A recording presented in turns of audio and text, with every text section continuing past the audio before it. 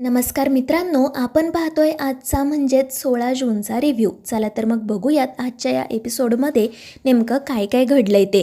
तर पहिलाच सीन आपल्याला असा दिसतो की तारीनी केदारला गुलाबविषयी विचारत असते, त्याच्याविषयी चौकशी करत असते आणि तेव्हा केदार तिला सांगत असतो की बॉस काळजी करू नको, आपल्या टीमने गुलाबला ताब्यात घेतलंय. रेवा आणि कमांडर त्याचं इंटरोगेशन करतायत आणि ते ऐकून तारीनी विचारते की मग त्याने आईविषयी किंवा JPC मेडिकल स्कॅमविषयी काही सांगितलं का. आणि तेव्हा केदार खाली मान घालून सांगतो की नाही बॉस, त्याने अजूनपर्यंत तोंड उघडलेलं नाहीये, पण तू काळजी करू नको. आता तुला जेव्हा बरं वाटेल ना तेव्हा तू तिथे ये आणि त्याला चांगलीच अद्दल घडव. अगं तुझ्या पुढे तर मोठमोठे गुन्हेगार सुद्धा तोंड उघडतात, मग तो गुलाब कोण आहे. आणि त्यावर तारीनीही मग मान डोलावत हो म्हणते. त्यानंतर मग केदार तिला असं सांगतो की काल सुमीचा कॉल आला होता, ती खूपच अस्वस्थ होती. तर तारीनी घाबरून विचारते की तिला तू याबद्दल काही सांगितलं नाही ना. तर केदार म्हणतो नाही ग बॉस, पण मला ना तिच्याशी खूप खोटं बोलावं लागलं. तर तारीनी म्हणते काळजी करू नको, तो आपल्या ड्युटीचाच एक भाग आहे. त्यानंतर मग मित्रांनो दुसऱ्या सीनमध्ये आपण असं पाहतो की त्या इन्स्पेक्टरला घरी आलेलं पाहून युवराज तर खूपच घाबरतो. आताच ती जी पद्मिनी असते ती रागातच कौशिकीला विचारत असते की आता तू यांना इथे कशासाठी बोलावलंय. तर कौशिकी म्हणते की काकू प्लीज आधी जरा शांत व्हा, आणि मी यांना इथे आपल्या युवराजसाठीच बोलावलंय, मला त्याची काळजी वाटत होती म्हणून. आणि मग त्यानंतर तो इन्स्पेक्टर थेट युवराजलाच विचारतो की आता मला सांगा, काल रात्री नेमकं काय घडलं होतं. पण त्याचा हा प्रश्न ऐकून या युवराजला घामच फुटतो. त्याला समजतच नसतं की हा इन्स्पेक्टर नेमकं कशाविषयी बोलतोय. इन्स्पेक्टर त्याला पुन्हा विचारतो की युवराज सांगा की काल रात्री तुमच्यासोबत नेमकं काय घडलं होतं, तिथे कोण कोण होतं, काय काय झालं होतं आणि हे सगळं किती वाजता घडलं. तर युवराजला तरतरून घामच फुटतो आणि तो विचारू लागतो की तुम्ही नेमकं कशाबद्दल बोलताय. आणि त्यावेळी कौशिकी चिडून म्हणते की युवराज अरे असं काय करतोय, तूच आम्हाला सांगितलं ना की काल तुझ्यावर हल्ला झाला होता, त्याच विषयी विचारता येते. आणि हे ऐकून कुठे त्या युवराजच्या जीवात जीव येतो. तो हसतच म्हणतो हो हो त्याच्याविषयी का, सांगतो ना. आणि मग त्यानंतर तो त्या इन्स्पेक्टरला काल रात्री नेमकं काय घडलं होतं हे सांगायला सुरुवात करतो. तो त्याच्या मनाने वाटेल तशा गोष्टी रचत असतो आणि त्या इन्स्पेक्टरला सांगतही असतो. आणि मग त्यानंतर इन्स्पेक्टरने विचारलेल्या प्रश्नांची सुद्धा तो अतिशय व्यवस्थितपणे उत्तरं देतो, जेणेकरून त्याच्यावर कधी काही उलटू नये. पण मग त्यानंतर त्या इन्स्पेक्टरच्या एक गोष्ट लक्षात येते. तो युवराजला म्हणतो की काल जेव्हा नाकाबंदीमध्ये मी तुमची गाडी अडवली होती तेव्हा तर तुम्ही मला असं सांगितलं की माझ्या मित्राची आई आजारी आहे, मला लवकरात लवकर तिथे जायचं आहे, मग तुम्ही पार्टीला कसे काही गेलात. आणि हे ऐकून घरातील सगळ्यांनाच आश्चर्य वाटतं. दया काका आणि कौशिकी विचारतात की युवराज तू खोटं बोललास का. आणि तेव्हा युवराज म्हणतो की हो, मला नाईलाजाने खोटं बोलावं लागलं, मी घाईत होतो म्हणून त्यांना असं सांगितलं. आणि त्यामुळे दयानंद तर खूपच चिडतो. पण तो इन्स्पेक्टरच म्हणतो की हे बघा चिडू नका, आम्ही त्यांच्या गाडीची व्यवस्थित झडती घेतली होती, संशयास्पद काही सापडलं नव्हतं, त्यांनी आम्हाला कोऑपरेट केलं. आणि हे ऐकून मग दया काका गप्प बसतात, तर युवराज खुश होतो. त्यानंतर आपल्याला असं बघायला मिळतं की रेवा हसतच त्या गुलाबला म्हणत असते की काय रे गुलाब, मगाशी काय म्हणत होतास तू की तारिणीला तुम्ही भावपूर्ण श्रद्धांजली वाहा, आता ती काही परत येणार नाही. अरे पण तुला माहीत नाही ती जगत तारिणी आहे, या जगाला वाचवण्यासाठी तिने जन्म घेतलाय. तुझ्यासारख्यांची एक गोळी लागून तिचा मृत्यू होत नसतो. अरे तुझ्यासारखे कित्येक आले आणि कित्येक गेले, तारिणी अजूनही तिथे तशीच आहे आणि बघ आता ती लवकरच परत येईल. आणि हे ऐकून तो गुलाब मात्र चांगलाच घाबरतो. दुसरीकडे आपल्याला असं बघायला मिळतं की त्या युवराजने इन्स्पेक्टरला ज्या काही खोट्या गोष्टी रचून सांगितलेल्या असतात त्यांच्याच आधारावर तो इन्स्पेक्टर कौशिकीला म्हणतो की मॅडम तुम्ही आता काही काळजी करू नका, ते गुंड नेमके कोण होते त्याचा आम्ही शोध घेऊ आणि जर काही लागलं तर तुम्ही नक्की सांगा. त्यावर कौशिकीही हो म्हणते, युवराजही गालातल्या गालात हसतच हो म्हणतो, त्या इन्स्पेक्टरचे आभार मानतो आणि मग त्यानंतर तो तेथून निघून जातो. दुसरीकडे आपल्याला असं बघायला मिळतं की तारिणी आणि केदार सुमीविषयी बोलत असतात. केदार काल जे काही घडलेलं असतं ते सगळं तारिणीला सांगत असतो. तारिणी म्हणते की मग प्लीज एकदा सुमीला कॉल कर, आपण बोलूयात तिच्याशी, नाहीतर तिची तब्येत बिघडेल. त्यावर तोही हो म्हणतो आणि सुमीला कॉल करतो. पण इकडे सुमी मात्र रुसून बसलेली असते. तारिणी कॉल करते हे पाहून तारिणीच्या बाबांना हाक मारते आणि म्हणते की उचल रे तो फोन. तर ते हसतच विचारतात की का गाई, तुला घ्यायला काय झालं होतं? कधीपासून तुला तारिणीशी बोलायचं होतं ना, मग आता का अशी रुसून बसले? पण सुमी काही ऐकत नाही आणि मग शेवटी ते कॉल रिसीव करतात. तारिणी त्यांच्याशी बोलते, त्यांच्या तब्येतीची चौकशी करते.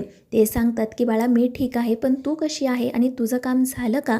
त्यावर तीही म्हणते हो बाबा, आणि मला सांगा सुमी कुठे आहे? ती माझ्यावर रुसून बसले का? आणि त्यावर माधवराव हसतच हो म्हणतात.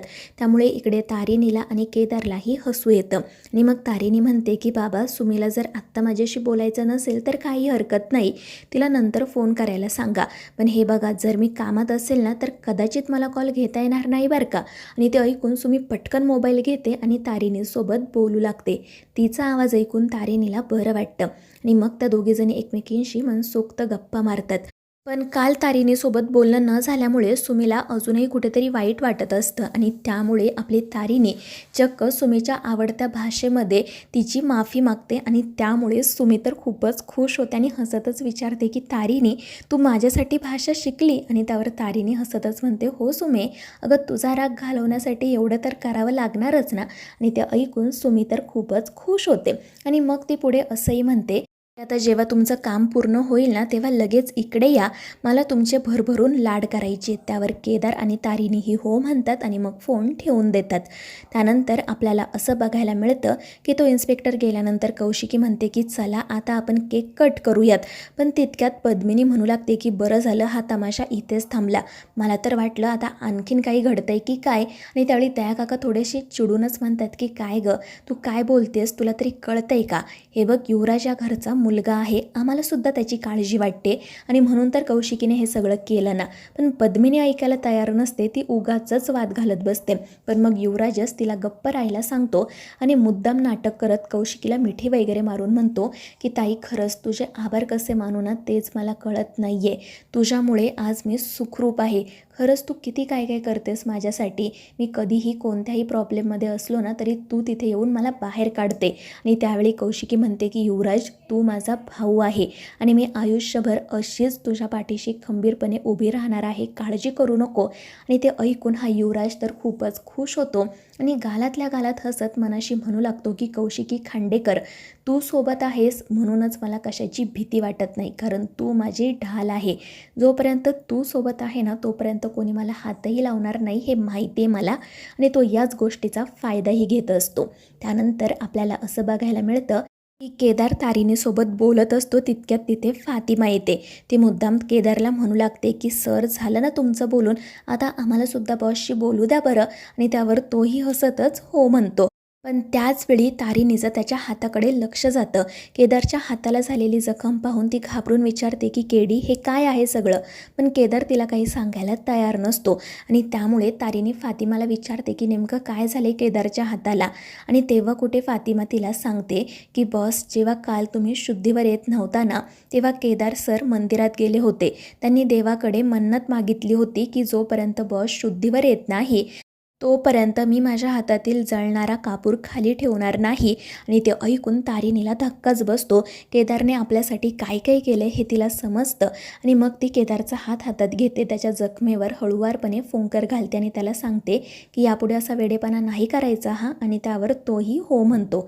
आणि मग त्यानंतर आपण असं पाहतो की हॉस्पिटलमध्ये असताना केदार तारिणीची पूर्ण काळजी घेतो. तिला काय हवं नको ते पाहतो, तिला जेवण भरवतो, तिच्या केसांची वेणीही घालून देतो.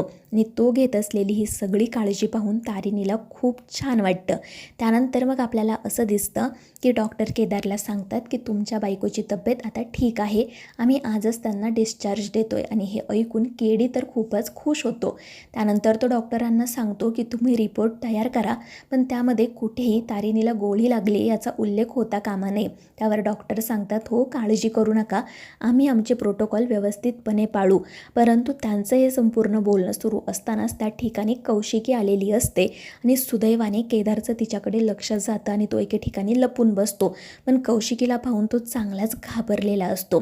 त्याचवेळी दुसरीकडे आपल्याला असं बघायला मिळतं की ती जी ईशा असते तिला असं समजतं की चेतनाने तिचा जो हेअर ड्रायर असतो तो केदारकडे दिलेला आहे आणि त्यामुळे ईशा केदार आणि तारिणीच्या रूमकडे जाण्यासाठी निघते. दुसरीकडे डिस्चार्ज मिळणार असतो म्हणून तारिणी आवरावर करत असते, तर केदार बाहेरच असतो. कौशिकी नेमकी काय करते हे त्याला पाहायचं असतं आणि त्यावेळी ही कौशिकी ज्या रूममध्ये तारिणी असते त्याच रूमच्या दिशेने जाण्यासाठी निघते आणि त्यामुळे केदार घाबरून तारिणीला कॉल करू लागतो. पण इकडे तारिणी तिच्याच कामात असते आणि तितक्यात कौशिकी त्या रूमचा दरवाजा उघडते, परंतु तारिणी एका कडेला उभी असल्यामुळे कौशिकीला ती काही दिसतच नाही. तर मित्रांनो, आता या मालिकेच्या पुढील भागांमध्ये आपण असं पाहणार आहोत की ईशा आणि निशी केदार तारिणीच्या रूममध्ये जातात आणि तेव्हा तिथे त्यांना तारिणीने लग्नाच्या पहिल्या दिवशी केदारला जे घटस्फोटाचे पेपर्स दिलेले असतात ते सापडतात आणि त्या दोघींनाही मोठा धक्काच बसतो.